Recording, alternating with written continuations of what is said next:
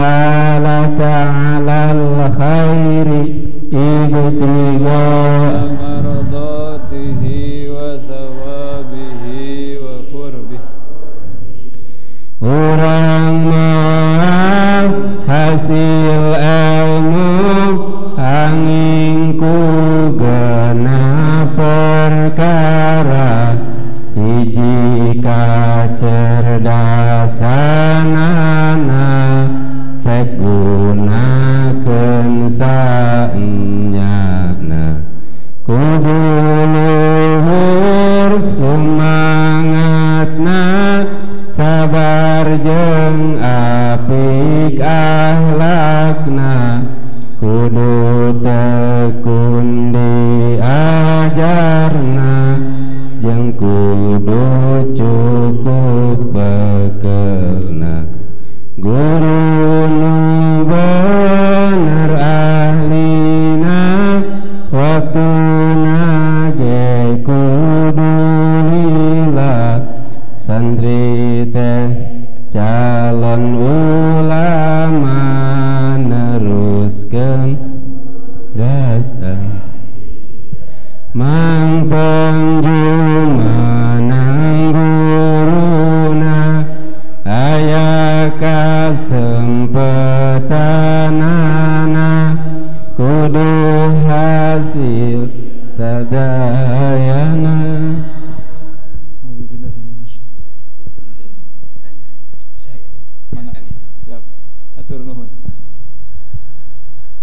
A'udzubillahi minasyaitonirrajim. Bismillahirrahmanirrahim. Ila hadratin nabiyil mustafa sayyidina Muhammadin sallallahu alaihi wasallam wa alihi wa sahbihi wa azwajihi wa dzurriyyatihi wa ahli baitihi kirami ajmain wa ila arwahi masyayikhina wa syayikhi masyayikhina khususan ila ruhi sayyidi Syamdil Qadir Al-Jailani qaddasallahu sirrahu wa sayyidi Syamdullah Mubarak bin Nur Muhammad wa sayyidi Syahmad Sahibul Wafat Al-Arifin wa khususan ila ruhi sayyidi Syajid Zainal Abidin Bazu Asyad wa sayyidi Syekh bin Athaillah Sakandari wa sayyidi Syekh Abdul Abbas Al-Busi wa sayyidi Syekh Kiai Haji Khair Afandi wa sayyidi Syekh Muhammad Abdul Rahman wa sayyidi Syekh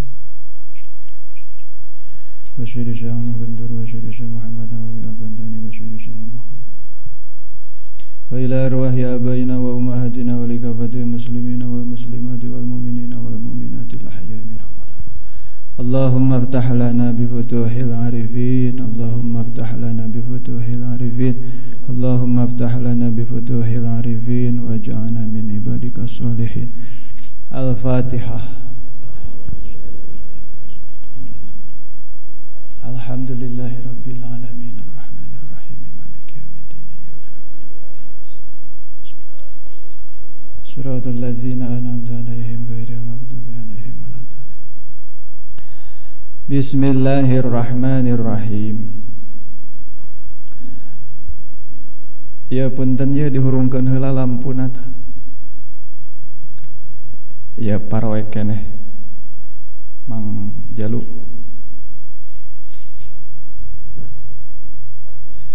Mangga supados raos ka payun heula majeng dirapihkeun calikna. Walhamdulillah putri mah ngabaris rekalna nama jadi nu dihareup teh rekalna we bungkul nu milu pasaran teh rekalna.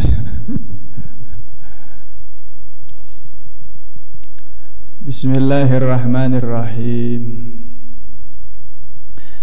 Sateu acan lebet kana tabarruk Kitab Al-Hikam juz 2 langkung ti payun terlebih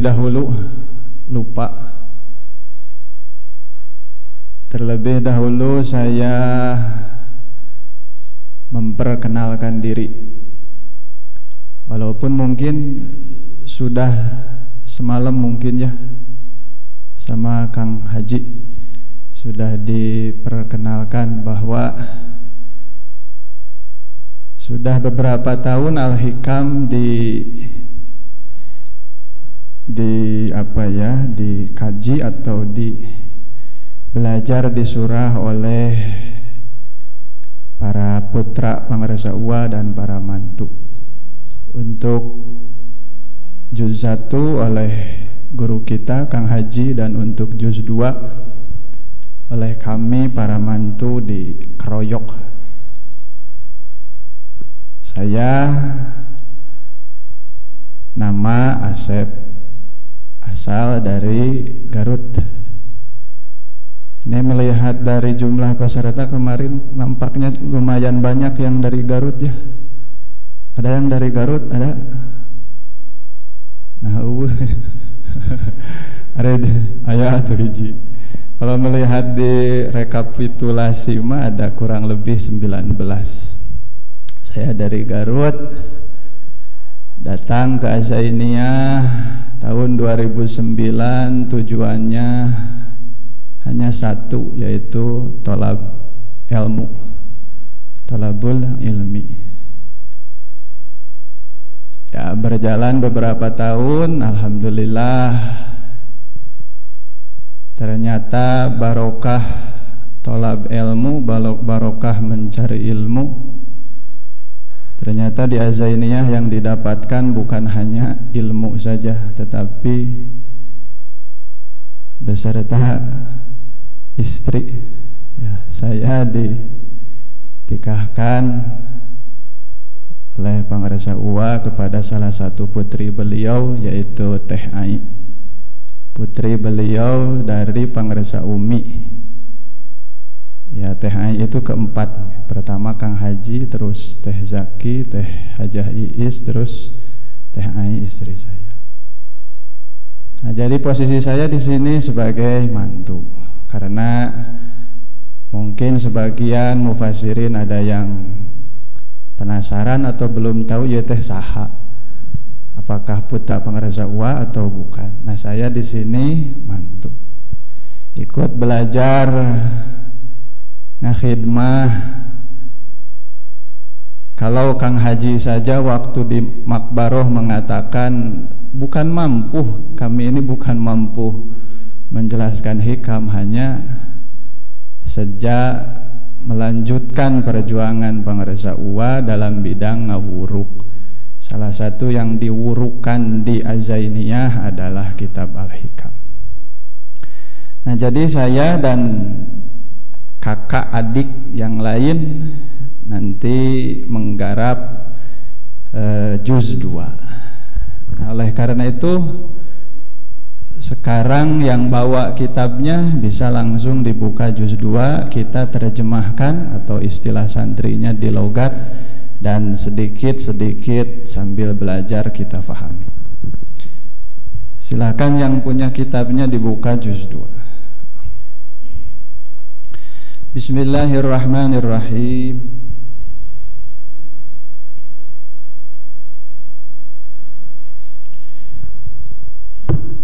Subhana man lam yaj'alid dalila ala awliyaihi illa min haitsud dalilu alaihi wa lam yusil ilaihim illa man arada ayyusilahu ilaihi. Subhana man maha suci zat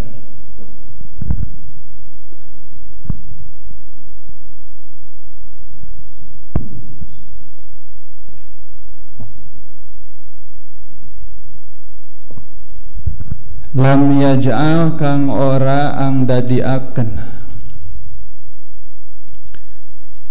ieu man ad-dalila ing tetengger ala auliyaihi ing atase piro-piro waline man illa min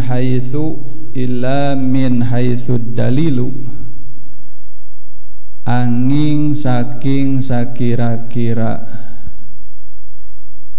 utawi dalil iku alaihi tetep ing atase man.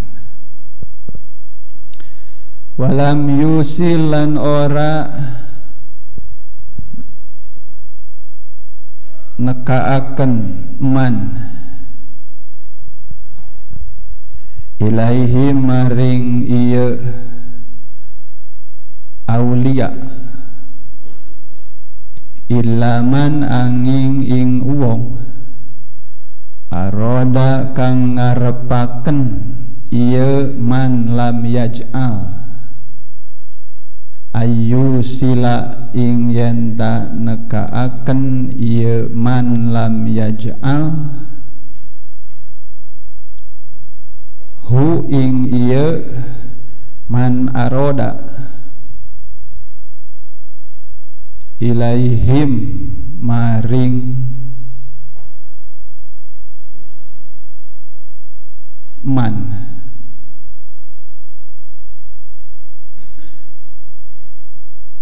man lam yaj'al man rubbama atla'a terkadang ningali akan Allah ka ing sira ala ghaibi malakutihi ing atase gaib alam malakute Allah wahajabalan ngalingi Allah anka saking sira al istisyrafa ing ningali ala asroril ibadi ing atase piro-piro rahasia piro-piro hamba man utawi sapa wong iku ittola'a ningali man ala asroril ibadi ing atase piro-piro rahasia piro-piro hamba walam yatakhallaq lan ora gawe akhlak man birrahmati kalawan kawelas al ilahiyati kang bangsa pangeran kana maka ono opo itlauhu ningali ne'man iku fitnatan fitnah alaihi ing atase man wasababan lan dadi sabab lijarril wibali kadewe narike bahaya ilaihi maring man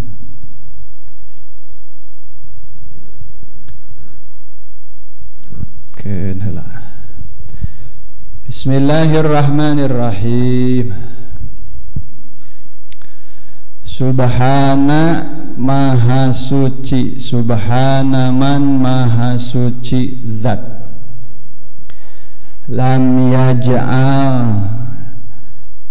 yang tidak menjadikan ad-dalila petunjuk ala auliyaihi terhadap wali-walinya man Allah illa min haitsu dalilu kecuali dari sisi ciri alaihi kepada Allah.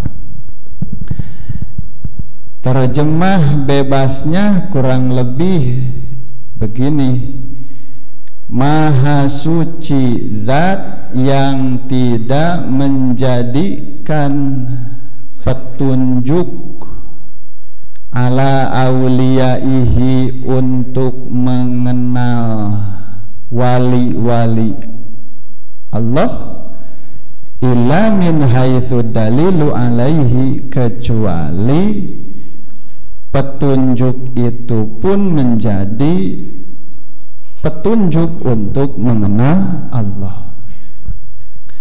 Maha suci Allah yang tidak menjadikan petunjuk untuk mengenal wali Allah, kecuali petunjuk itu pun menjadi petunjuk untuk mengenal Allah.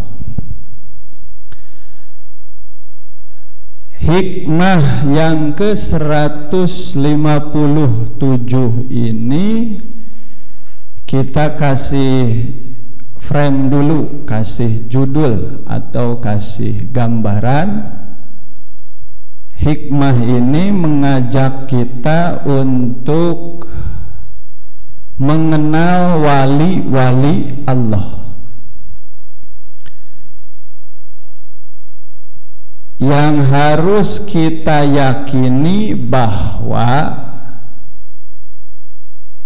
sampai saat ini, dari dulu sampai saat ini, bahkan sampai nanti kiamat, yang namanya wali Allah pasti ada di bumi, tidak akan pernah kosong.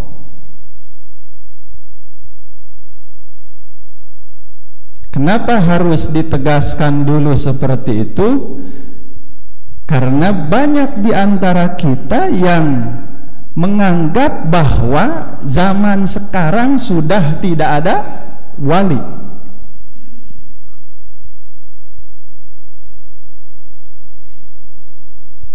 Kenapa muncul anggapan bahwa zaman sekarang sudah tidak ada wali? Karena sebagian kita terpengaruh oleh film. Kalau kita yang manusia periode 90 ke bawah, 90, 80, 70, manusia pemuda zaman dulu wungkul, pasti pernah mengalami nonton film Wali Songo. Pernah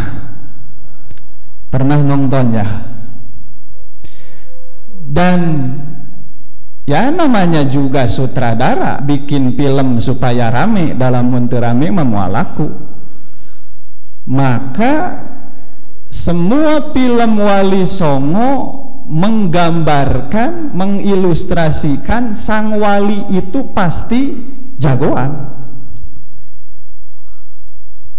Sang wali itu pasti jagoan, sakti, punya kemampuan yang di atas rata-rata, beda jeung jelema sejen. Kalau manusia biasa untuk berpindah dari satu tempat ke tempat lain jalan kaki, kalau wali bagaimana? Terbang. Ya, yang saya masih ingat ketika sang wali itu melintasi satu daerah yang warganya itu masih primitif, percaya terhadap hal-hal klinik. Saat itu sedang kemarau, maka para penduduk di tempat tersebut ingin menumbalkan perawan, dibikin ke gunung, dikasih ke gunung, akan dilemparkan ke gunung itu yang gunung berapi yang ada kawahnya. Untuk apa? Supaya penunggu gunung ini menurunkan apa? Hujan. Tiba-tiba datanglah sang wali, ngobrol, intina teu kudu ditumbalkeun.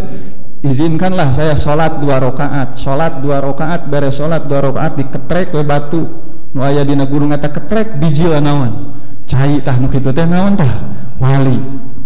Atawa lamun Sunan Kalijaga pernah ngarubah caruluk. Apa caruluk itu bahasa Indonesianya? Kolang-kaling. Kolang-kaling yang asalna harejo di kumaha tah? Ditunjuk usaha ku Sunan Kalijaga jadi naon? Jadi emas. Tah eta teh naon tah? Wali. Sehingga karena film Wali Songo di kita selalu digambarkan seperti itu, maka muncullah anggapan wali itu harus begitu. Wali itu harus bisa mengetahui alam gaib. Ketika ada orang yang sakit datang ke sang wali, maka cek wali, wah ieu mah diteluh, oh wali cenah. Sanu ngeluhna tah cirina ieu. Jadi harus serba sakti. Maka muncullah anggapan ayeuna mah geus eueuh naon? Wali, sabab da urang jarang ningali nu kitu. Ya, sangat jarang. Sok di mana? Yang lebih parah lagi, kadang muncul anggapan bahwa wali itu anu rada nyeleneh, anu rada gelo. Mun aya jalema compang-camping, penampilan ruwag-rewig. Kadang sok dianggap wali, sabab memang aya sabaraha wali nu berpenampilan seperti itu.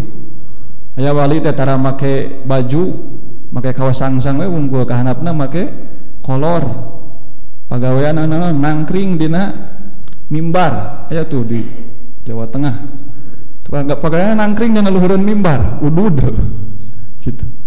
Dianggapna wali duka. Ya, tah dina hikmah ieu ke urang sakedi-kedikeun guar kumaha wali teh. Ngan pertama yakini dulu bahwa sampai saat ini dan sampai nanti kiamat wali itu akan tetap ada. Karena dalam beberapa kitab tasawuf disebutkan kalau jumlah wali di dunia berkurang satu saja dan Allah tidak langsung menggantinya, maka tidak akan turun air hujan, maka bumi tidak akan menumbuhkan tanaman. Tegas nama bumi bakal hancur lamun teh mah di dunia eueuh wali. Menurut sebagian ulama, seingat saya pendapat Imam Ibnu Arabi yang mengatakan bahwa jumlah wali di dunia dari dulu sampai sekarang tetap jumlahnya 124.000, sama dengan jumlah para nabi.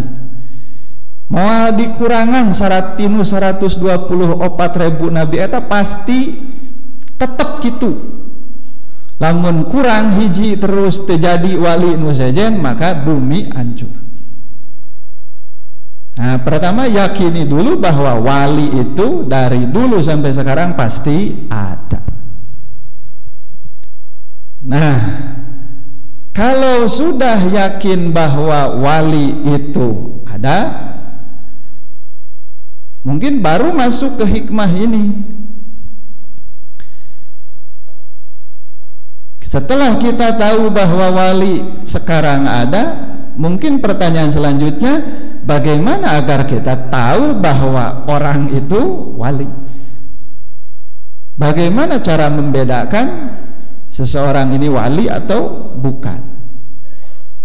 Nah, oleh Syekh Ibni Athaillah As-Sakandari radhiyallahu anhu disebutkan bahwa subhana man lam yaj'alid dalila ala awliyaihi illa min haitsu dalilu alaihi. Maha suci Allah yang tidak menjadikan tanda untuk mengetahui wali Allah, kecuali tanda itu yang akan membawa kita mengenal Allah. Saya ulangi, Allah Maha Suci Allah yang tidak menjadikan tanda-tanda untuk mengenal wali Allah, kecuali tanda-tanda itu akan membawa kita mengenal kepada Allah. Jadi Allah membuat tanda-tanda untuk para walinya tidak? Saya ulangi, Maha Suci Allah yang tidak menjadikan tanda-tanda untuk mengenal wali Allah, kecuali tanda-tanda itu akan membawa kita mengenal Allah. Jadi Allah nyiptakeun tanda-tanda tapi pikeun wali na Allah. Henteu. Nyiptakeun teh lieur ketambah keur puasa.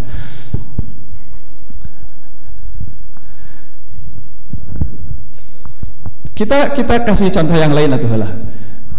Saya tidak makan hari ini kecuali nanti maghrib. Saya tidak makan hari ini kecuali maghrib. Jadi saya makan tuh, tapi maghrib. Kalau tadi atuh, Allah tidak menjadikan tanda-tanda wali kecuali tanda-tanda itu membawa kita mengenal Allah. Jadi Allah nyiptakeun tanda-tanda tapi ke wali nyiptakeun. Jadi kudu kan ada angheula ka karana naon? Kara kaharti. Allah nyiptakeun tanda-tanda, tapi tanda-tanda eta teh jadi tanda ka saha? Ka Allah. Matakan hikmah ieu dikawitan ku subhana. Cing lamun jeung santri subhana teh keur naon? Makna teh tuduh kana naon? Lid tajub, menunjukkan kaget atau aneh atau sesuatu yang ajaib. Wah, sabenerna nama lamun urang hayang wawuh jeung Allah, lamun urang hayang makrifat ka Allah, lamun urang hayang usul ka Allah, kawasa teu Allah ngajadi, kawasa teu Allah ngawusulkeun urang tanpa perantara, kawasa teu? Kawasa. Tapi dina ieu hikmah mah ditegaskeun bahwa mun urang hayang bisa nepi ka Allah kudu melalui saha? Wali Allah. Moal bisa tuh matakan kadituna walam yusil ilaihim illa man aroda ayusilahu ilaihi. Moal aya jalema anu nepi ka walina Allah, moal aya jalema anu wawuh ka walina Allah, kecuali Allah teh keur hayang nganepikeun eta jalema ka saha? Ka Allah. Balikan deui, Allah teu ngajadikeun tanda-tanda pikeun walina Allah, kecuali tanda-tanda eta teh bakal mawa urang wawuh ka Allah, bakal mawa urang makrifat ka Allah. Salajengna walam yusil ilaihim, Allah teu pati-pati nganepikeun hiji jalma ka walina Allah. Allah teu pati-pati ngajadikeun nepungkeun urang jeung walina Allah, kecuali Allah teh berkehendak ngamaksud hayang nganepikeun urang ka saha? Ka Allah. Berarti tina hikmah ieu mah jelas pisan bahwa komo di dieu make naon deui? Make tahsis. Pakai tahsis. Kalau dalam Jauhar Maknun ada yang disebut qasar. Ante wa adawatul qasri illain nama atun wa taqdimun kama taqaddama. Dalam Jauhar Maknun ilmu balaghah ada yang disebut qasar, mengkhususkan, taksis. Contoh taksisnya eta iyyaka na'budu wa iyyaka nasta'in, hanya kepadamu tu taksis. Beda jeung na'budu, beda jeung na'buduka, saya menyembah engkau, beda jeung iyyaka na'budu, beda. Lamun na'buduka mah saya menyembah engkau, lamun iyyaka na'budu saya hanya menyembah engkau, beda teu? Iyyaka na'budu teh taksis. Ieu oge sami yeuh tarkibna ieu susunanana susunan taksis qasar. Aya adawat istisna nyaeta illa anu samemehna dimimitian ku nafi nyaeta lam yaj'ah, kadituna illa man. Mun aya illa tumiba sabada nafi eta teh naon tah? Tahsis. Berarti nunjukkeunna hanya, nunjukkeun hanya. Jadi terjemah hikmah ieu lamun dilempengkeun sanya-nyana tanda keur mengenal Allah ngan saukur tanda mengenal wali Allah. Jalema anu bisa wusul ka Allah hanya melalui para wali Allah. Manusia kita hanya akan bisa wusul kepada Allah hanya melalui siapa? Para wali Allah. Secara normatif aturan apa ya, tasawuf, jalema moal bisa wusul ke Allah lamun teu melalui wali Allah. Orang tidak akan ma'rifat kepada Allah kalau tidak diantar oleh wali Allah. Nah, kenapa tadi pakai subhana? Ya untuk menunjukkan itu, keajaiban itu. Sebenarnya Allah mampu menyampaikan kita kepadanya tanpa perantara. Tapi kenapa harus melalui wali Allah? Di sini ada yang ajaib, maka pakai apa? Subhana. Ya. Jadi hikmah yang ke-157 ini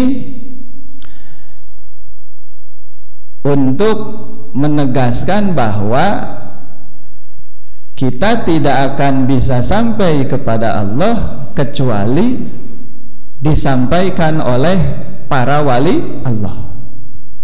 Itu aja intinya dulu. Diulangi, coba apa cenah? Kita tidak akan sampai kepada Allah kecuali disampaikan atau diantarkan oleh wali Allah. Nah, wali Allah yang mengantarkan kita sampai kepada Allah dalam ilmu tarekat disebut guru mursyid. Oleh karena kita tidak akan sampai kepada Allah tanpa dibimbing oleh wali Allah yang kapasitas sebagai mursyid tersebut, maka tidaklah heran kalau di dalam kitab Al-Anwarul Qudsiyah Syekh Abdul Wahab Asy'arani mengatakan, walaupun orang itu tabahur dalam ilmunya, sudah melaut dalam keilmuannya, dari mulai ilmu tafsir, ilmu hadis, ilmu ma'ani, bade, bayan, nahwu, sorob, mantik dan sebagainya dia pahami. Akan tetapi kalau dia tidak punya guru mursyid, tidak punya guru pembimbing ruhani, maka dia dianggap maksiat seumur-umur. Kenapa? Ya tadi, sanajan teterjelan, misalkan sanajan ngadaguan belut jangan terus orai buluan hayang wusul ke Allah teu melalui bimbingan wali Allah nu berkapasitas mursyid moal bisa nepi. Tos kitu sunnatullahna, hukum Allahna. Walaupun ada beberapa orang yang bisa sampai ke Allah langsung dijemput ku Allah tanpa melalui bimbingan guru. Nusok disebut tarekatna Uwaisiyah. Sabab orang yang pertama begitu adalah Sayyid Uwais Al-Qarni radhiyallahu anhu. Sayyid Uwais Al-Qarni mah tekantos tepang jeung Rasul, tekantos dibimbing ku Rasul secara langsung, tapi anjeunna mendapat keistimewaan ti Rasul, ya wali Allah lah. Sebab ketika Rasul masih ada, Rasul berwasiat kepada Sayyidina Umar, kalau nanti satu saat kamu sudah menjabat menjadi khalifah, geus ketebak, maka kamu harus mencari orang dengan tanda-tanda begini. Dia berasal dari daerah Koren, sebagian orang mengatakan daerah Yaman. Tanda-tandanya apa? Di antaranya dia ada bekas corob, di badannya ada bekas corob segede uang, berasal dari daerah anu disebutan ku Nabi. Kata Nabi, kalau kamu bertemu dengan dia maka pintalah doanya, karena dia adalah ahli langit. Maka terkenal Uwais Al-Qarni, terkenal di langit, sebutan anak terkenal di langit tapi tidak terkenal di bumi. Tidak terkenal di bumi sebab dia ya orang hina dari sisi pandangan manusia, tapi di langit terkenal. Sampai Rasul pun menyuruh Umar bin Khattab untuk meminta doa kepada orang tersebut. Ya, tidak pernah bertemu dengan Rasul, tapi saking cintanya kepada Rasul, dia mampu wusul kepada Allah. Disebut tarekatna Uwaisiyah. Hanya segelintir orang saja yang mampu begitu, orang-orang yang dikecualikan saja. Kalau kebanyakan manusia seperti kita, tetap saja kalau ingin wusul kepada Allah harus melalui bimbingan guru mursyid atau waliullah. Sebagaimana ditegaskan barusan, walam yusil ilaihim illa man aroda ayyusilahu ilaihi. Tidak semata-mata orang sampai mengenal wali-wali Allah kecuali Allah bermaksud untuk menyampaikan dia kepada Allah. Tuh. Untuk selanjutnya Robama atla'a terkadang ningalikeun Allah ka anjeun. Terkadang Allah memperlihatkan kepada kita ala ghaibi malakutihi terhadap kegaiban alam malakut Allah. Wahajaba, tetapi Allah menghalangi anka dari kita al istisyrafa ala asroril ibadi, untuk melihat rahasia-rahasia hamba.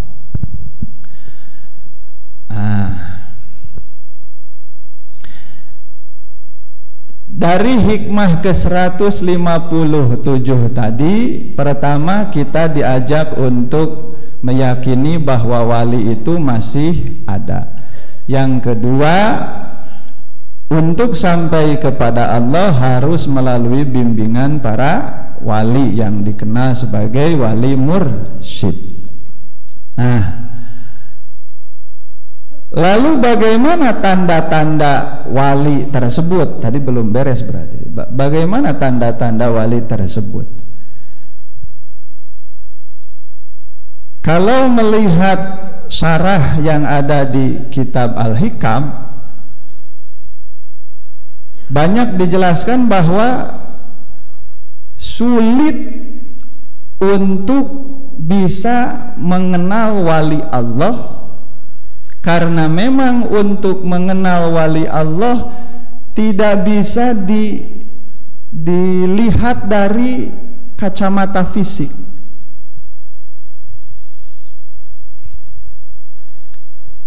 Kita bisa mengenal wali Allah hanya apabila kita diberi hidayah oleh Allah, cahaya oleh Allah dalam hati kita, sehingga bisa mengenal wali Allah. Sehingga disebutkan bahwa ma'rifatul waliyyi as'abu min ma'rifatillah. Untuk mengenal wali Allah itu lebih sulit daripada mengenal Allah. Kenapa? Mengenal Allah gampang, tinggal secara mengenal Allah dalam arti apa ya? Membedakan ya Allah ya lain. Ketika dinisbatkan sifat kesempurnaan pasti ke Allah. Tapi wali mada fisiknya, jasadnya sama seperti kita. Para wali sama ke pasar, sama upaya usaha, sama jatuh, sama sengsara dengan kita sama. Sehingga karena ditutupi atau diselimuti oleh kekurangan-kekurangan seperti itu, kadang kita menganggap oh ini mah lain wali dah, manya wali kieu, manya wali ti soledat, manya wali labuh, manya wali dicarekan ku pamajikan dan sebagainya. Sengaja dihijab oleh Allah. Jadi untuk mengenal wali Allah bagaimana? Ya, harus ada keinginan dulu untuk dipertemukan dengan wali Allah, kemudian banyak berdoa. Walaupun ya ada beberapa hadis misalkan yang mengarahkan kita cara membedakan manusia yang biasa dengan wali Allah, seperti yang diriwayatkan oleh Abi Sa'id Al-Khudri radhiyallahu anhu ketika bertanya kepada Rasulullah, man auliyaullah. Rasul ditanya, siapa wali-wali Allah itu? Maka Rasul menjawab, hum idza ru'u dzukirallah. Yang disebut wali Allah itu adalah manusia-manusia yang ketika dilihat oleh kita maka membawa kita ingat kepada Allah. Mun urang ningali ka hiji jalema terus dina hate urang ngerenyed aya hate, aya ingat ke Allah, ingat kepada Allah. Nah itu adalah ciri bahwa orang tersebut wali Allah. Namun ningali kalau melihat orang tersebut malah bersedih, sabab rek nagih hutang ya, atau bahwa pernah diputuskan, malah jadi galau melihat orang tersebut, berarti bukan wali Allah. Tapi itu pun masih apa? Masih subjektif, masih agak sulit untuk mengenal wali Allah. Ya, kalau yang saya baca di syarahnya, intinya ya begitu. Kalau ingin bertemu dengan wali Allah, kuatkan kahayang sing loba ngaduan, pertemukan dengan wali Allah, karena susah membedakannya. Ya, tidak bisa disebutkan bahwa orang tersebut wali Allah. Kenapa? Karena dia bisa terbang, nggak bisa. Kenapa orang itu disebut wali Allah? Karena dia mampu tahu isi hati saya, nggak bisa. Ya, harus murni dari cahaya yang dititipkan oleh Allah kepada hati kita masing-masing. Nah, rubama atla'aka ala ghaibi malakutihi, terkadang Allah memperlihatkan kegaiban alam malakut. Wahajaba anka al istisrofa ala asroril ibad, masih nyambung dengan hikmah sebelumnya. Terkadang Allah memperlihatkan kegaiban alam malakut. Kalau yang ini yang sudah sering ikut hikam mungkin tidak asing dengan istilah alam malakut, karena memang ada di nazom pengersa wa alam mulki malakut jabarut lahut jasad qalbu fuad sirri olah tungtut roh jismani ruhani sultani kudsi orang berjuang tembuskeun diri. Eta nadom kenging pangrasa wa munsur pangrasa wa mah teh peta urang salaku salik anu keur diajar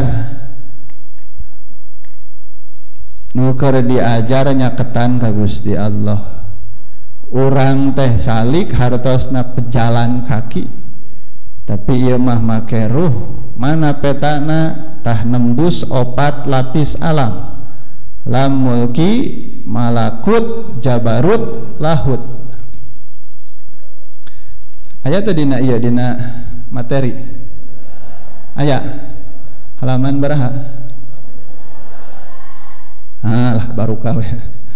Aya ada di itu di materi kajian hikam. Nah, kata pangrasa wa, nazuman itu adalah peta kita, bahwa yang memberikan kita gambaran bahwa yang harus kita tempuh itu adalah 4 lapis alam tersebut, alam mulki, malakut, jabarut, dan lahut. Nah, barusan disebutkan bahwa rubama atlaka ala ghaibi malakutihi, terkadang kita diperlihatkan terhadap kegaiban alam malakut. Di mana sih alam malakut teh? Kalau pangarsa uwa dari kitab Sirrul Asror menyimpulkan bahwa alam ada 4, alam mulki, malakut, jabarut, dan lahut. Kalau Syekh Ibnu Ajibah dalam Iqadhul Himam, salah satu syarah hikam ini, menyebutkan bahwa alam yang harus ditembus tersebut ada 3, alam mulki, malakut, dan jabarut saja, tanpa menyebutkan alam lahut. Karena itu ada beda ijtihad, beda pengalaman. Yang pasti ada beberapa alam yang harus kita lalui untuk sampai kepada Allah. Berapa alam tersebut? 4, alam mulki, malakut, jabarut, dan lahut. Hanya jangan dianggap bahwa alam tersebut, keempat alam itu fisik begini, sehingga timbul pertanyaan, di mana eta teh alam malakut teh, alam jabarut jeung lahut teh di mana? Dan teh di mana? Da di dieu. Makanya disebutkan oleh Syekh Ibnu Ajibah, wa wahidun. Tempat keempat alam tersebut satu. Wa huwa wujudul asli wa wujudul far'i. Yaitu ini. Alam mulki di dia, alam malakut di dia, alam jabarut di dia, alam lahut oke di dia. Jadi ulah jangan punya anggapan ketika kita belajar menembus Allah, menempuh perjalanan menuju Allah melalui 4 lapis alam, alam mulki, alam malakut, tangkete. Nanti ketika kita sampai di penghujung alam mulki, kita melihat ada gerbang misalkan. Selamat datang di alam malakut, asup ke alam malakut. Terus ditempuh deui sampai di penghujung alam malakut, papanggih deui jeung naon? Gapura, selamat datang di alam jabarut teu kitu. Ya alam keempat alam itu ya begini saja. Karena bukan alam materi. Kalau menurut Syekh Ibnu Ajibah yang disebut alam mulki adalah ma yudraku bil hissi. Segala sesuatu yang ditemukan oleh kita dengan panca indera. Berarti itu alam apa tah? Alam malakut. Alam mulki salah. Alam mulki. Sedangkan alam malakut adalah ma yudraku bil ilmi wal fahmi. Alam malakut adalah alam yang ditemukannya dengan ilmu dan pemahaman. Tuh, jadi orang nama kieu-kieu keneh. Orang yang sudah menembus alam malakut ya begini, orang yang menembus alam jabarut ya begini, yang menembus alam lahut ya begini. Hanya beda-beda perihal kolbunya, keadaan batinnya dia bagaimana. Contoh yang gak tahu sudah diberikan atau belum itu, yang salah satu hikmah dari pangrasa uwa adalah ketika kita melihat apapun diupayakan tembus kepada Allah. Salah satu contohnya yang sering dicontohkan pangrasa uwa, ketika kita melihat ieu teh naon tah? Ini apa ini? Tihang. Mata melihat tihang. Kalau kita hanya melihat ini tihang, hati pun oh ieu teh tihang. Itu berarti kita kelas mulki. Kita kelas mulki karena hanya menggunakan apa? Panca indera. Ya ini teh tihang, ya udah tihang. Tapi orang yang sudah bergeser ke alam malakut agak beda melihatnya. Oh iya teh tihang. Tihang iya salah satu bahana naon? Kesik, semen, ya, salah satu bahan tihang ini adalah semen. Semen berasal dari mana? Semen tina naon? Tina batunya. Batu nu dipek-prekan, batu di blender jadi semen. Batu tuh.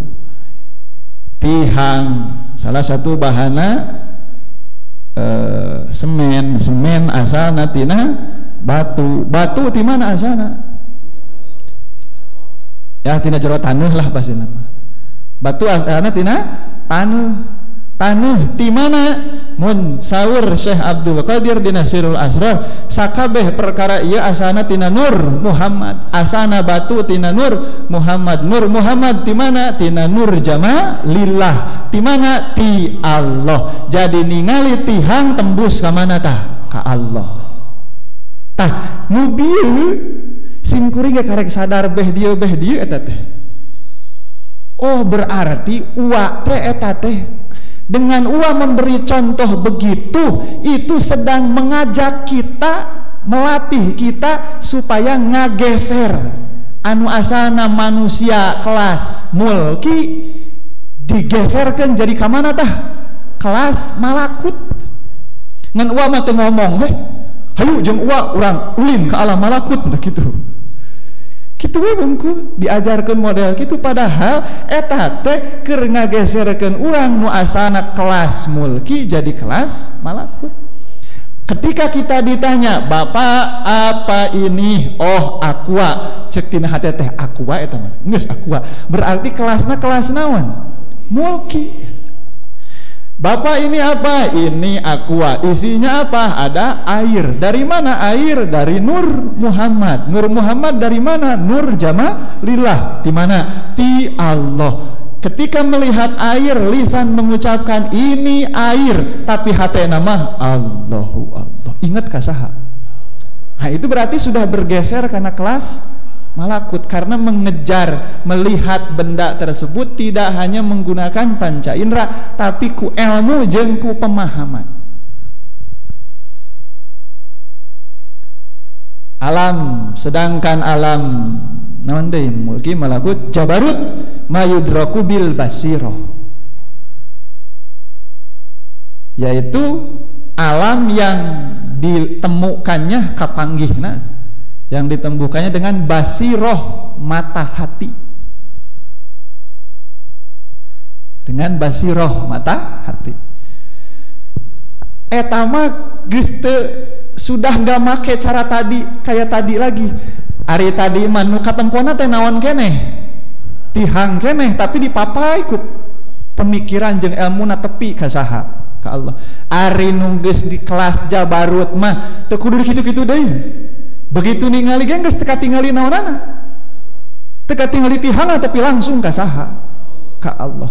Matakan lamun geus ngaji kabelah dinya moal patinya nyalahkeun teuing ka Syekh Siti Jenar, ka Syekh sanu di Al-Halaj, kantos ngadangu Al-Halaj anu dipancung, tapi ketika dipancung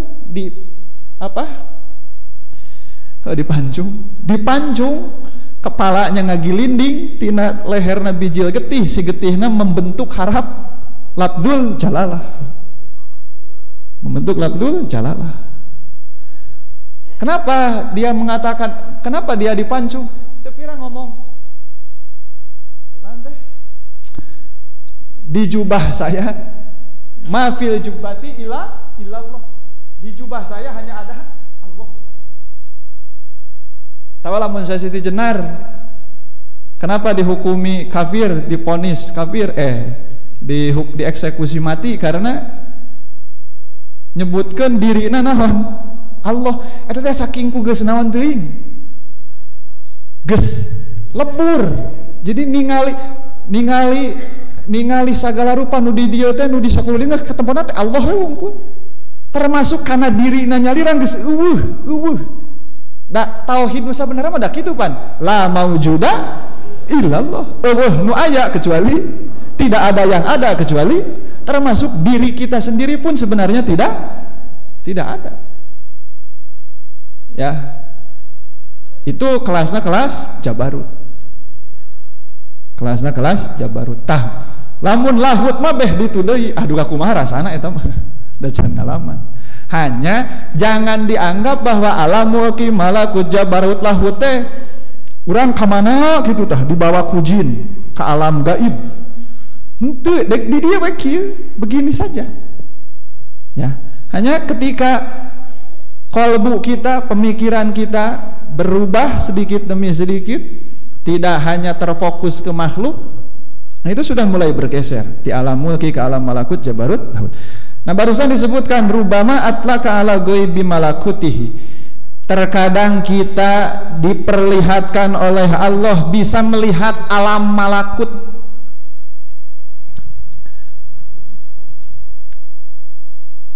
Ketika kita belajar menembuskan segala sesuatu yang kita lihat, kita dengar, kita raba kepada Allah, maka jangan aneh kalau Allah membukakan hal-hal gaib, seperti bisa tahu umur orang, seperti bisa tahu orang ini kapan mati, bisa tahu atau bisa menebak ieu budakna pilalakieun pi aweweun, bisa melihat catatan di Lauhul Mahfuz. Itu sebagai bonus atau ujian bisa jadi karena kita sudah belajar tadi teh ya, menembuskan segala sesuatu yang kita lihat, kita dengar, kita raba, kita rasa, tembusna ka saha. Ketika kita sudah bisa menembuskan apapun yang kita lihat, kita rasakan, kita raba, apapun itu bisa tembus ke Allah. Ningali tihang ingetna ka saha, ka Allah. Ningali cai ingetna ka Allah. Ningali batu ingetna ka Allah. Tapi lain kadanya anu yang sering diwanti-wanti oleh pangresa wa itu, hati-hati jangan sampai mengatakan ketika melihat tihang Allah Allah, melihat batu Allah, melihat tihang Allah. Enggak begitu juga ya, lisan mah biasa we seperti ini, mang eta naon tihang, tapi hatena ka mana? Ka Allah. Ketika kita sudah belajar seperti itu, maka jangan aneh kalau Allah memperlihatkan hal-hal gaib kepada kita, tapi jangan diudag-udag. Urang masuk mudag-mudag nu gaibna ari latihan nu tadina henteu. Ya, eta mah bonus wungkul ujian. Ya, bisa jadi kita terpeleset karena hal tersebut. Terkadang Allah memperlihatkan kegaiban alam malakut, wahajabaan ka al istisrofa ala asroril ibadi, tapi Allah menghalangi kita dari rahasia hamba. Ini masih nyambung dengan yang hikmah yang sebelumnya. Allah terkadang memberikan kita kemampuan bisa melihat alam gaib, akan tetapi Allah menghalangi kita dari melihat rahasia hamba. Hamba di sini yang dimaksud adalah sebelumnya, yaitu kewalian seseorang. Karena tadi disebutkan bahwa mengetahui wali itu sangat sulit, tidak bisa diketahui dengan pandangan zahir. Oh, kalau begitu bisa dengan pandangan batin. Nah, tidak semua orang yang sudah terbuka pandangan batinnya bisa mengetahui rahasia hamba. Dalam arti bisa mengetahui kewalian seseorang. Ya, tidak semua orang yang sudah terbuka bisa melihat alam malakut, kegaiban alam malakut, dia bisa melihat rahasia kewalian seseorang.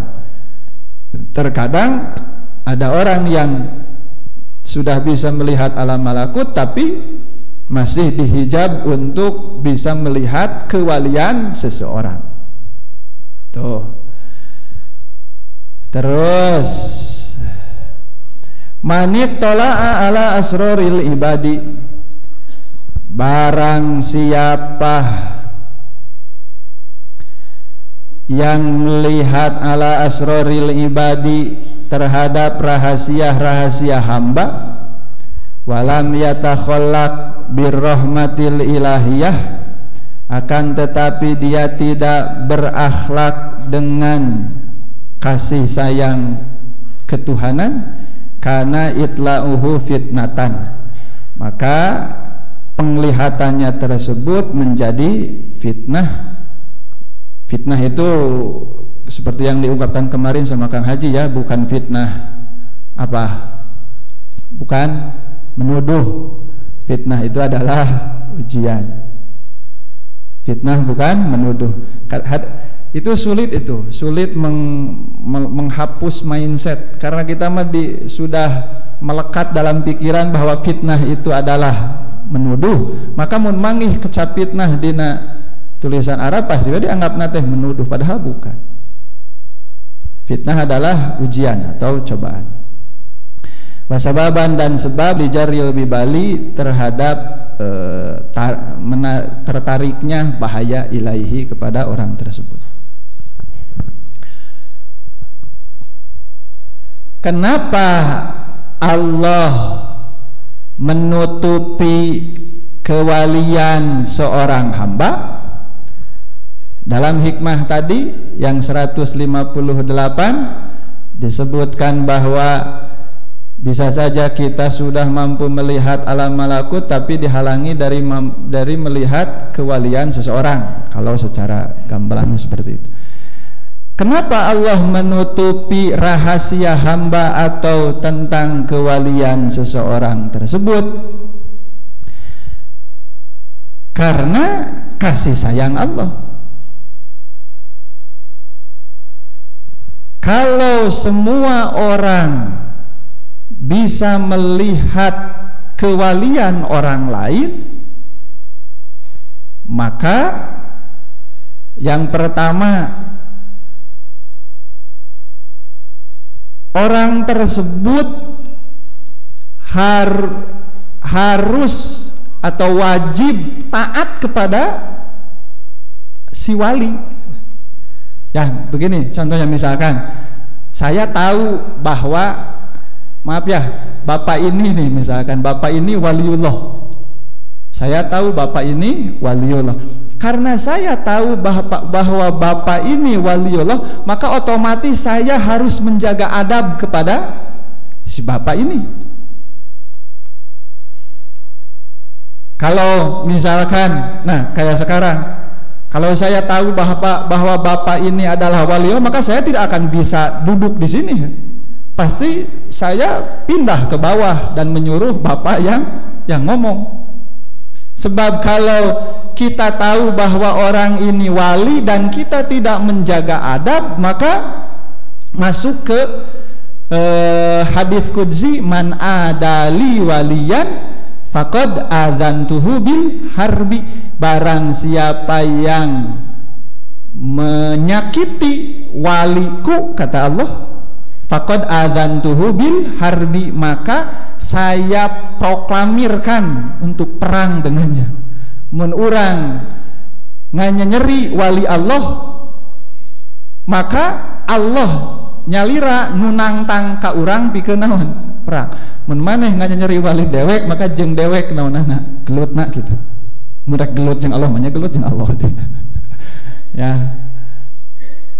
Nah, lamun urang apal ieu teh wali Allah, terus urang anger goreng adab, maka masuk kana hadis nu bieu. Kita menantang perang dengan Allah. Maka sengaja oleh Allah ditutupi rahasia kewalian orang-orang tersebut. Tidak menutup kemungkinan bisa jadi ini yang duduk di sini bisa jadi ada siapa? Ada wali Allah. Komo lamun nganggo qaidah duka saha teh nu pernah ngandikana. Tapi memang tertulis di kitab-kitab tasawuf yang kitab fikih ge aya. Nu mani jatama'a nanti idza jatama'a arba'una, ya. Terus intinya begitulah, lamun aya kumpul 40 jalema nu iman di hiji tempat, maka pasti aya naonan teh? Aya walian. Itu pendapat ulama itu. Kalau berkumpul 40 orang atau lebih di satu tempat, itu pasti aya naonan cenah? Aya walian. Komo ieu mah aya sabaraha? Loba ieu berarti dia loba wali di dieu. Ya bisa jadi di sini ada wali. Tapi kaidah eta mah berlaku zaman dulu bisa jadi atuh. Da zaman baheula mah saroleh jalemana, matakan mun aya 40 pasti aya walian. Zaman kiwari mah nya eta atuh da. Pamaksiatan beki babari ayeuna mah. Ya, di barabawa pamaksiatan teh tadi HP loba pamaksiatan. Banyak pamaksiatan. Ngagibah gampang ayeuna mah. Ngagibah dina HP.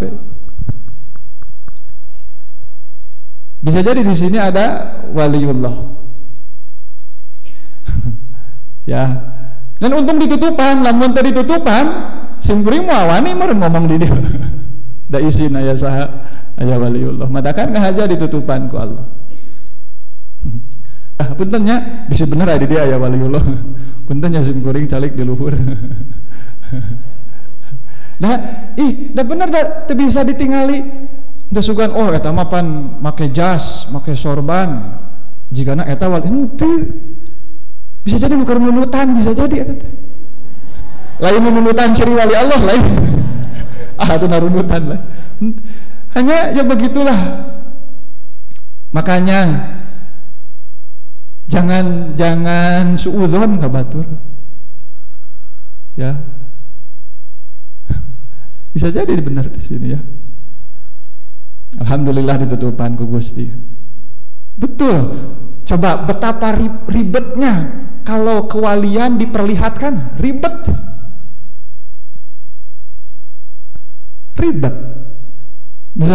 Misalkan nih di belakang bapak wali lo, bapak gak bakal berani duduk di sana. Ribet ya pokoknya nampak. Ya enggak, saya disumputkan gua Allah nah aja supaya ya kita tidak terlalu ribet bergaul, tidak terlalu takut apa-apa karena ketidaktahuan kita. Makanya ya terkadang tidak tahu itu membawa apa? Membawa rahmat, membawa kebaikan. Man ittala'a ala asraril ibadi walam yatakhallaq birrahmatil ilahiyah. Barang siapa yang bisa melihat rahasia hamba walam yatakhallaq birrahmatil ilahiyah kana itla'uhu fitnatan. Kalau kita sudah bisa melihat rahasia-rahasia hamba akan tetapi tidak berakhlak dengan kasih sayang Allah, maka penglihatan kita tersebut menjadi fitnah, ujian. Wasababan lijaril biba, dan sebab yang menarik bahaya bagi kita. Memang salah satu godaan di dalam mengamalkan tarekat atau memperbaiki diri sajalah.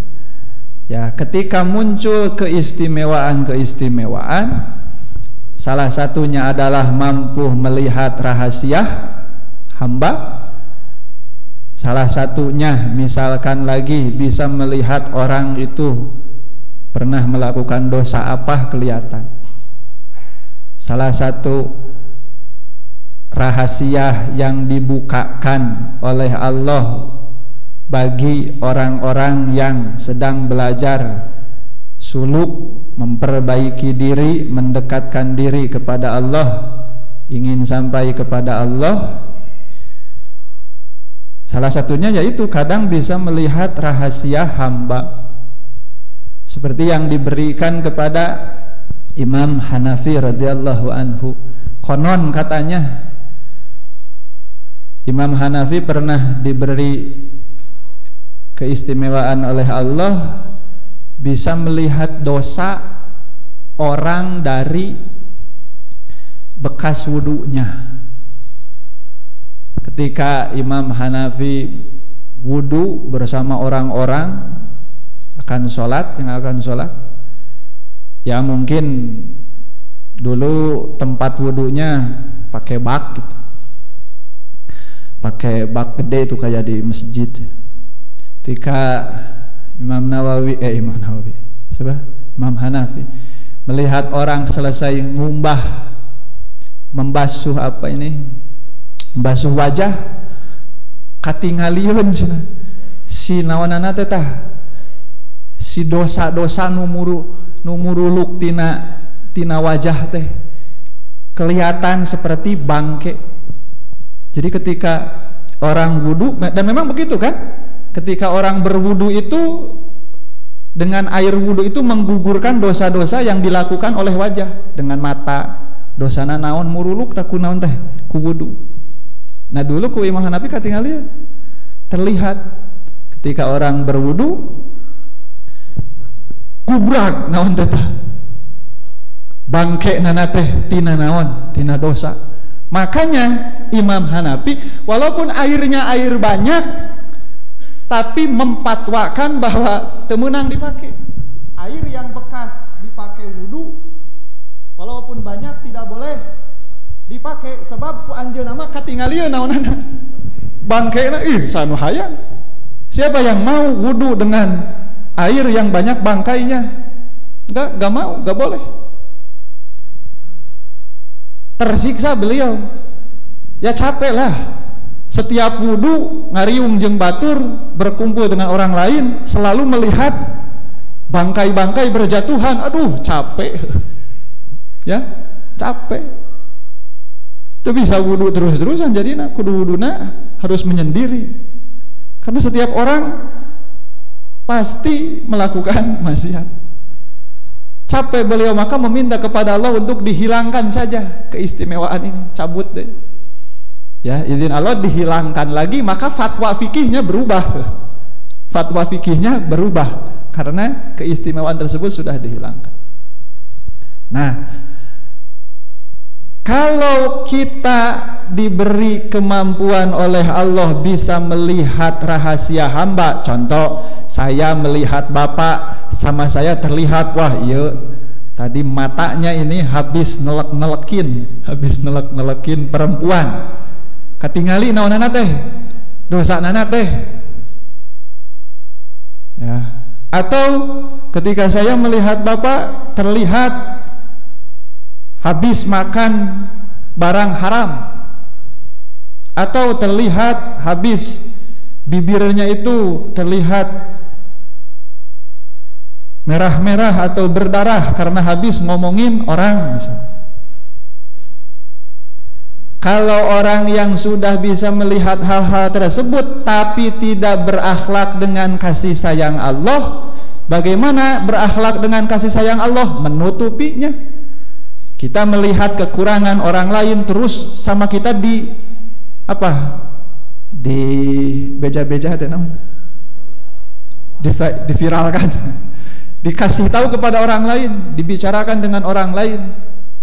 Nah, itu tidak berakhlak dengan kasih sayang Allah. Maka kemampuan melihat aib orang lain, rahasia orang lain tersebut menjadi fitnah, menjadi ujian atau menjadi cobaan, atau fitnah bisa bermakna siksaan juga.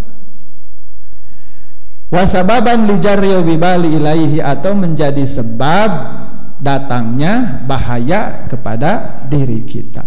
Karena pasti ketika melihat kekurangan atau rahasia orang lain yang berbentuk kejelekan, muncul dalam diri merasa lebih baik dari orang tersebut. Ketika muncul rasa lebih baik dari orang lain, maka disebutlah sifatnya takabur. Nah, ketika takabur maka ya turun lagi kitanya, derajat kitanya. Nah, gejret deh, yang tadinya udah agak ngegeser ya jatuh lagi. Hadzun nafsi fil masyati zahirun jaliyun. Satu lagi aja lah. Hadzun nafsi utawi bagian nafsu fil masyati ing dalem maksiat iku zahirun kang pertela, jaliyun kang pertela. Wa hadzuha utawi bagiane nafsu fit taati ing dalem pira-pira taat iku batinun kang batin, khafiyun kang samar. Wa mudawatuma utawi nambani ne perkara yakhfa kang samar ma iku sauba angel opo ilajuhu nambaine ieu ma yakhfa. Nah, jadi hadzun nafsi bagian nafsu fil maksiati dina maksiat eta zahirun jelas, jaliyun pertela. Wa hadzuha ari bagian nafsu fit taati dina taat eta batinun batin, khafiyun samar.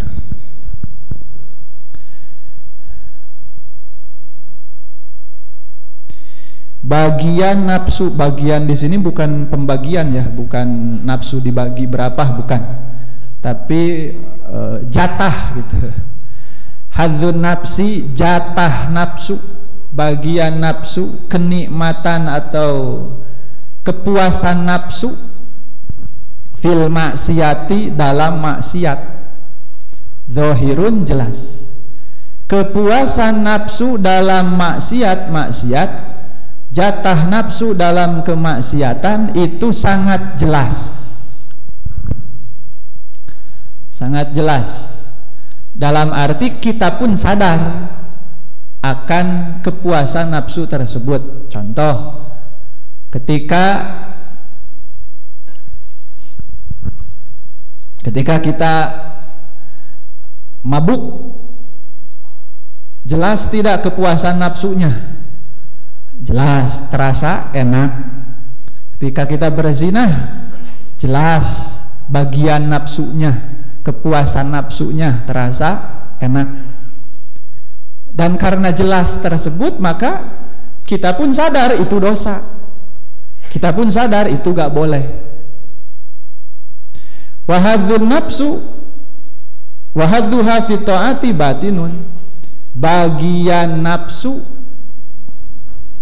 dalam ketaatan itu samar. Maaf sebelumnya, ketika dalam terminologi Islam atau dalam istilah-istilah keislaman disebutkan nafsu, yang tergambar dalam diri bapak ibu apa? Nafsu teh nu mana? Nafsu itu apa? Hah? Diri kita ini tuh ada yang diri kita, ada yang kemauan, ada yang keinginan, ya boleh. Secara umum manusia terdiri dari dua unsur, ada unsur jismani, fisik, ada unsur ruhani.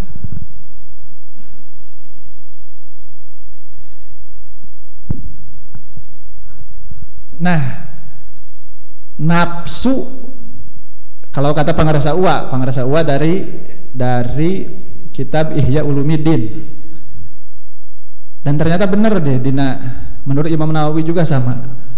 Imam Nawawi membuat syarah hikam Al-Manhajul Atam, syarah hikam yang dibuat oleh Imam Nawawi. Ternyata menurut Imam Nawawi juga sama, berpendapat bahwa nafsu, ruh, akal, kolbu itu 4 istilah, 1 hakikat. Eta kene, nafsu, terus ruh, terus akal, terus kolbu, eta kene. Ketika nyebut ke nafsu, tah eta unsur ruhani jalema. Ketika menyebut akal, yaitulah unsur ruhani jalema. Ketika menyebut kolbu ataupun apalagi teh akal, ya sama itu unsur ruhani manusia. Jadi eta kene, nafsu, ruh, akal, kolbu adalah satu benda yang sama, eta kene, ngan beda penyebutan wungkul, beda penyebutan wungkul.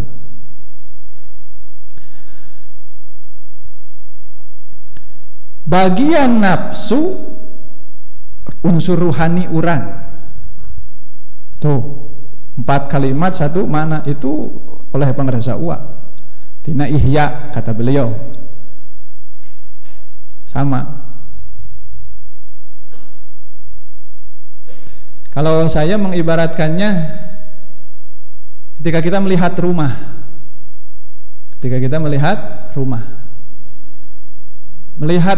dari atas, yang terlihat apanya? Gentengnya. Tapi mun ditanya, "Mang itu naon?" Dijawabna naon? Imah. Ketika melihat rumah dari depan, yang terlihat apanya? Ya paling pintu atau jendelanya. Tapi dijawabnya apa? Ya rumah. Mau ngajawab panto mau. Tapi nyebutna teh naon we? Rumah. Ketika melihat rumah dari bawah di kolong nu katingali teh papan unggul, tapi disebutna teh naon tah? Rumah. Nah begitu juga 4 istilah yang barusan. Ya, hanya beda-beda istilah karena beda sudut pandang. Ketika unsur ruhani kita dominan dengan daya pikir, disebutna naon? Akal. Ketika unsur ruhani kita dominan kebaikannya, kolbu disebut. Ketika unsur ruhani kita dominan kejelekannya, nafsu disebutna. Cuma beda penyebutan karena beda yang dominannya. Cara tadi karena rumah. Ya, kalau kita melihat rumah dari atas ya genteng nawungku, tapi ya disebutnya rumah-rumah saja. Beda sudut pandang. Nah, nafsu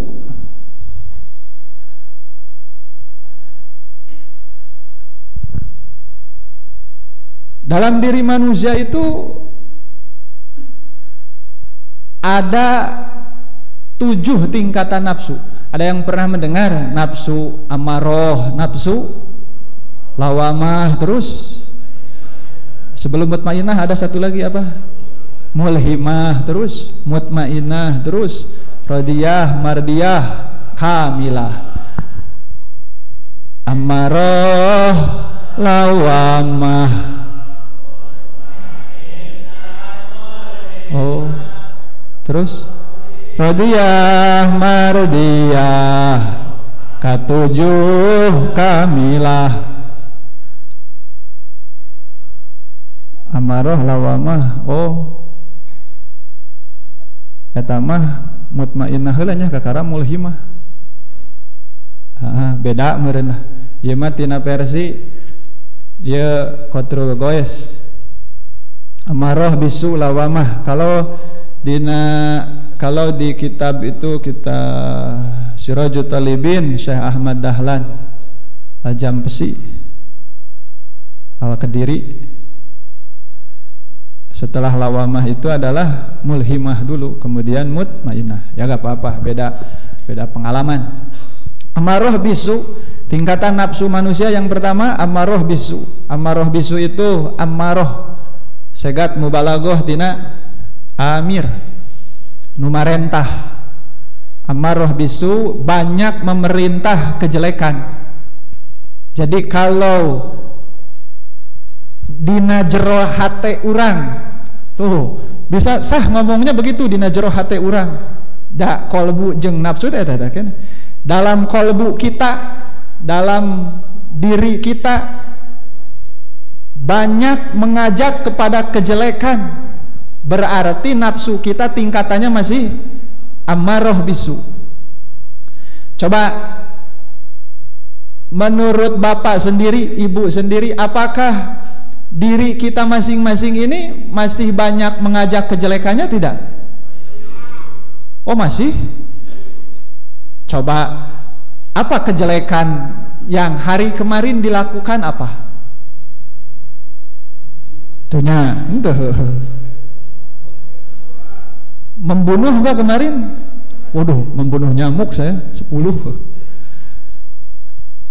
Hayo, supaya enggak subjektif gitu ya. Kita selalu menilai diri kita jelek, padahal apa kegorengan sorangan teh naon itu. Amaroh bisu itu nafsu yang selalu memerintah kepada kejelekan. Atau kalau memerintah kebaikan pun bil ilalin, dengan kecacatan. Contoh sodakoh tapi dibeja-beja kabatur. Tuh si itu mah menang mobil tadi abdi diberek. Itu asalna perintah sodakohna nafsu amaroh tah, sebab boga tujuan rek dibeja-beja. Amaroh bisu memerintah terhadap kejelekan. Coba diri kita apakah masih banyak mengajak kepada kejelekan? Tidak. Masih. Contohnya apa?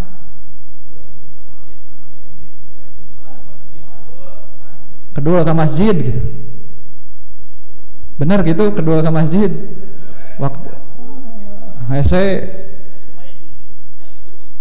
iya ada 7 kan? Oh itu sifat-sifatnya ya. Sifat-sifat nafsu apa? Amaroh. Ya, berpusat pada yang 7 itu. Tapi bukan hanya 7 itu. Apa ya? Pemimpinnya yaitu yang 7. Tapi dari sana itu bisa beranak pinak menjadi banyak. Kalau diri kita masih banyak mengajak kepada kejelekan, maka amaroh bisu. Kalau lawamah dari laumun artinya mencela atau menyesal. Boleh. Ketika kita sudah mulai bergeser, ada rasa penyesalan, ada mencela diri sendiri setelah melakukan kejelekan, nah itu sudah bergeser kepada nafsu lawamah. Tadi subuh mendengar azan tidak? Dengar. Berangkat ke masjid? Aya nu berangkat, aya nu henteu. Yang tidak berangkat timbul menyesal, aduh hanya ka teu ka masjid, euy ongko keur pasaran hikam ieu teh. Tapi kedua kene. Aya hanya ka, berarti udah lawam mah. Tapi kalau aduh tadi hanya ka teu ka mana euy, teu ka masjid, isukan ge moal dewe kagok. Eta mah berarti amarah kene. Ya, belum ada penyesalan. Terus mulhimah atau mutmainnah boleh. Kita mulhimah dulu saja. Kalau nafsu amarah bisu diambil dari wa inna nafsal amaratun bisu, surat Yusuf ayat berapa itu teh? Surat Yusuf lah.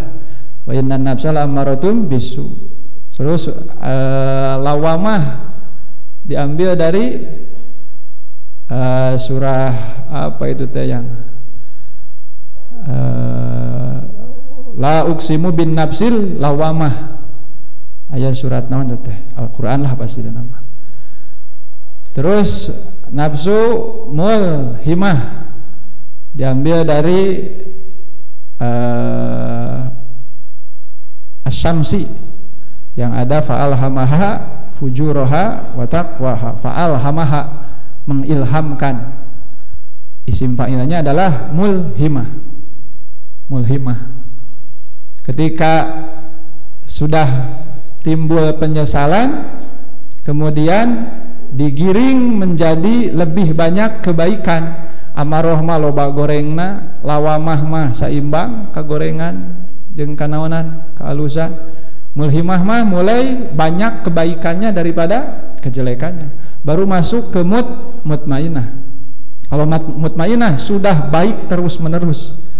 Ya, sudah baik terus menerus. Makanya disebutkan bahwa nafsu mutmainnah ini adalah mabdaul usul.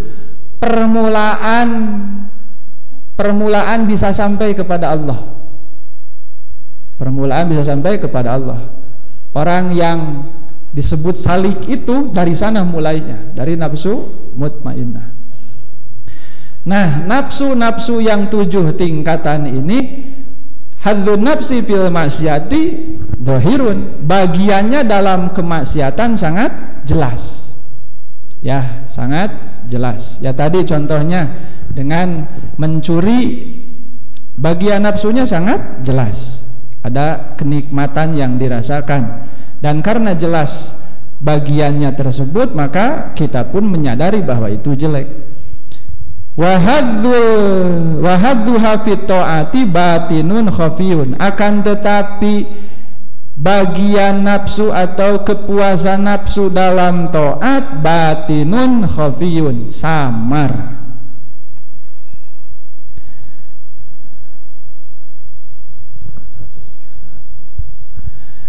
Ya,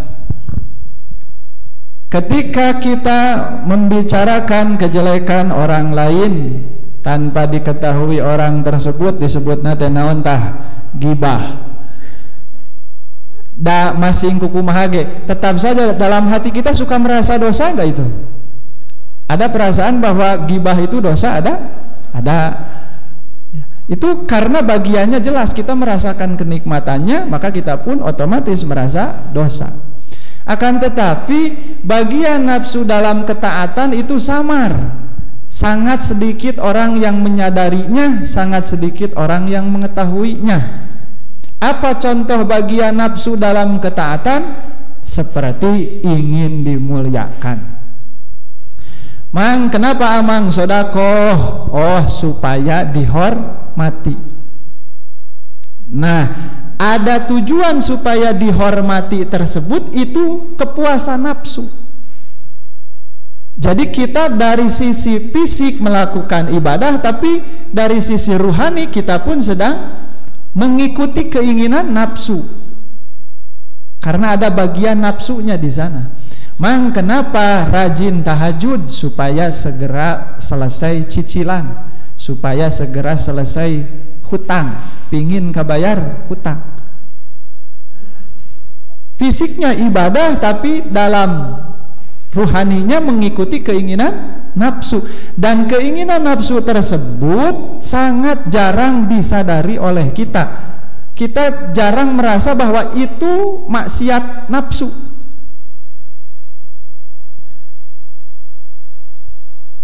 Kalau saya sekarang ngomong belajar membahas hikam,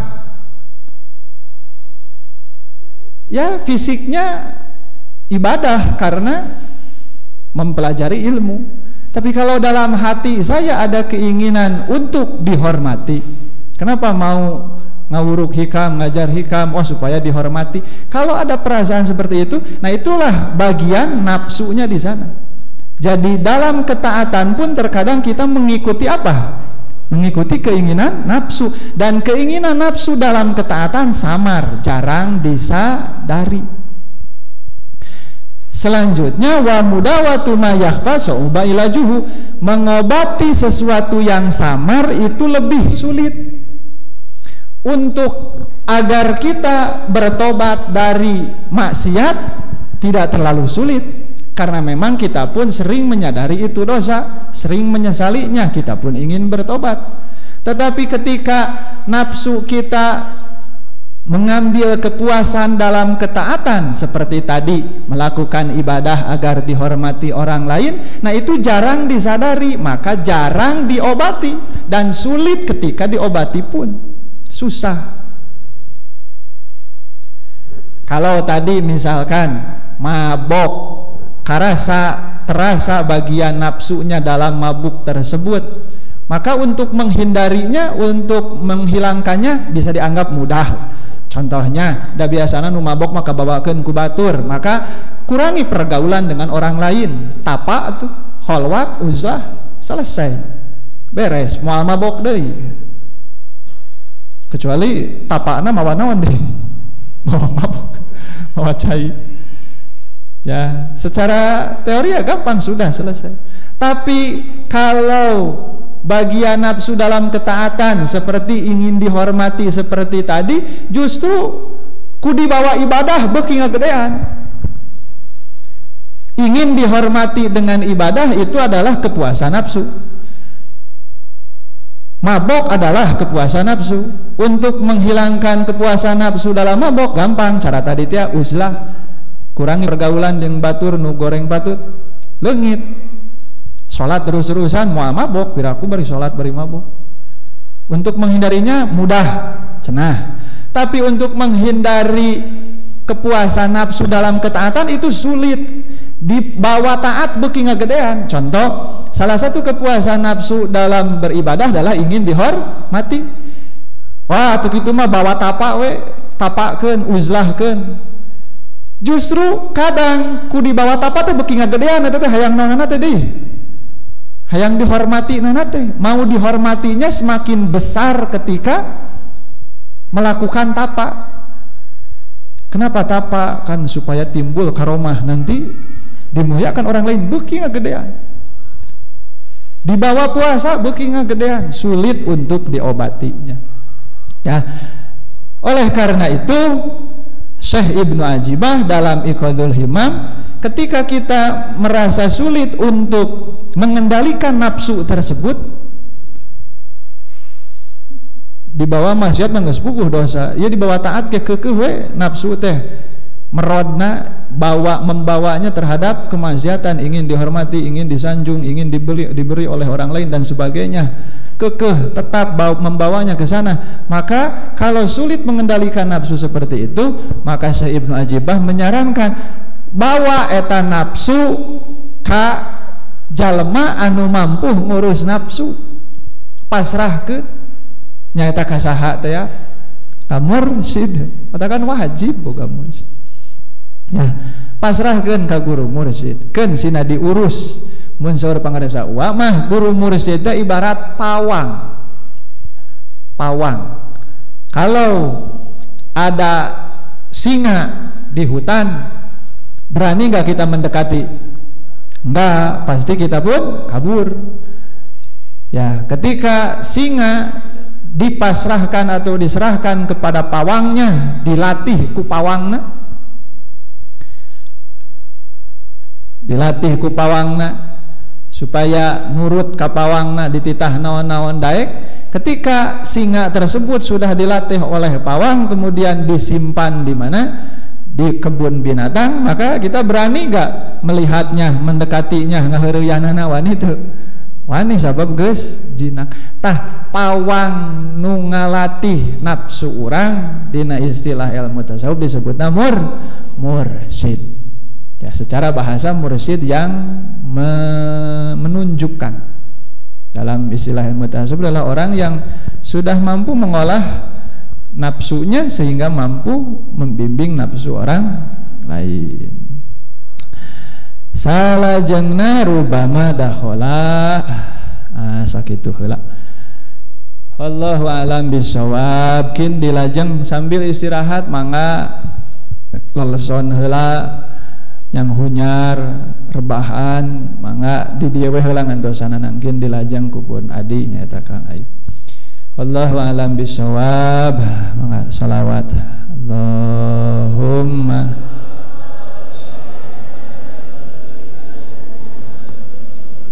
Muhammadi wa ala